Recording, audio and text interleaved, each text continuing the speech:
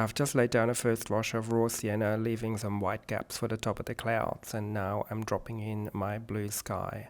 I use cobalt and cerulean blue most of the time, and I'm making sure that the top of the sky is darker than the bottom one when it comes down to the horizon. And while everything is still reasonably wet, I add in the shadows of the clouds at the bottom of it because the sun's coming from the top in this instance.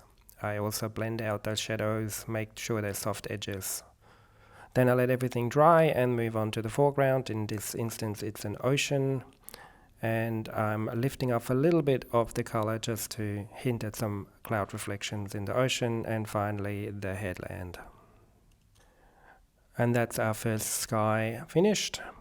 And let's move on to a sunset or sunrise sky. Again, start with a raw sienna wash, but here I'm going to drop in a bit stronger yellows, a little bit of orange for that lovely orange glow of the sun, and then I do the same with the sky, darker at the top, lighter towards the horizon. I've just added in a few more of those red clouds, and again, while it's wet, drop in a really dark mix of the shadow clouds with a purple tint to it, and then when that's dry, I add the foreground.